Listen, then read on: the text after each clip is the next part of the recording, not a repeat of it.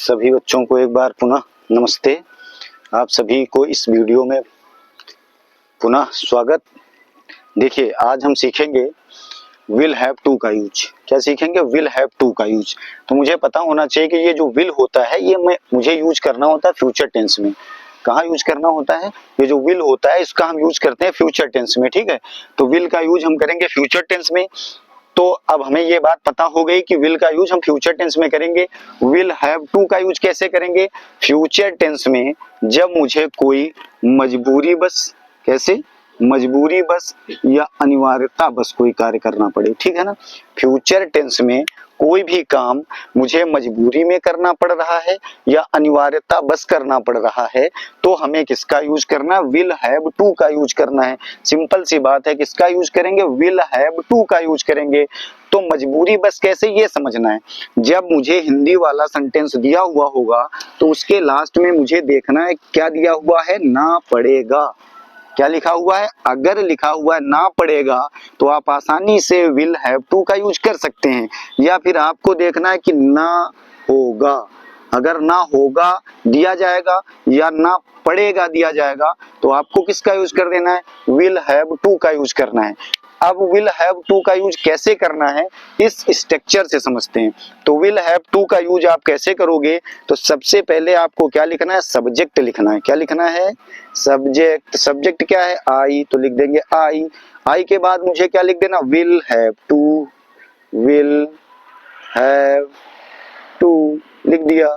उसके बाद वर्ब की फर्स्ट फॉर्म लगानी है, जाना वर्ब है तो लगा देंगे गो टू। कहाँ जाना है? ऑब्जेक्ट दिया हुआ है ऑफिस। कहाँ जाना है? ऑफिस जाना है। ऑफिस। कब जाना है? टुमारो, यानी कल जाना है। तो फ्यूचर में कल की स्पेलिंग क्या होती है? टुमारो होती है। फ्यूचर में कल की स्पेलिंग क्या होती है? टुमारो, ठीक है। क्या हो गई? टुमारो। देखिए कितना सिंपल है। सबसे पहले मुझे सब्जेक्ट राइट कर देना है, फिर मुझे लिख देना विल हैव टू, वर्ब की फर्स्ट फॉर्म लगानी है टू ऑफिस टुमारो, ठीक है। अब उसके बाद क्या करना है? यहाँ भी देखना है। तो यहाँ सबसे पहले मुझे क्या लिखना है? सब्जेक्ट। तो उसे मैंने पहले भी बता दिया आपको। आप चाहो तो ही यूज करो, चाहो तो सी यूज करो। तो यहाँ पर लिख लो ही, सब्जेक्ट के रूप में सब्जेक्ट। उसके बाद विल हैव टू, क्या यूज करना है? Will have to. आसान काम है, विल हैव टू। उसके बाद क्या लिख देना है? इसके बाद मुझे लिख लिया वर्ब। उसके बाद मुझे क्या लिखना है? वर्ब लिखना है। तो वर्ब क्या है? बोलना, स्पीक। स्पीक लिख देना है।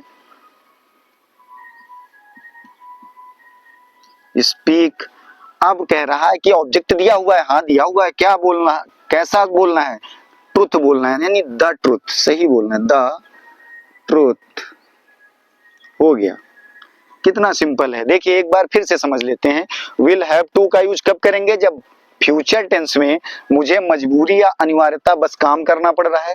फ्यूचर टेंस में मुझे मजबूरी या अनिवार्यता बस काम करना पड़ रहा है और जिस सेंटेंस का हम ट्रांसलेट कर रहे हैं उसके लास्ट में ना पड़ेगा या ना होगा आना चाहिए। तो है ना पड़ेगा ना होगा।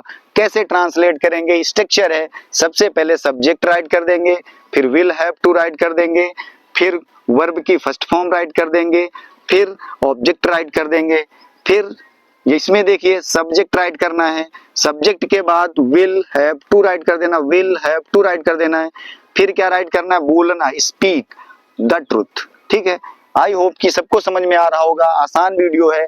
तो इसी तरीके से अच्छे वीडियो और देखने के लिए चैनल को सब्सक्राइब कीजिए, लाइक कीजिए और शेयर कीजिए, अपने दोस्तों तक पहुंचाइए ताकि सभी लोग भी इस तरीके से आसान तरीके से इंग्लिश सीख सकें। तो सभी को थैंक यू।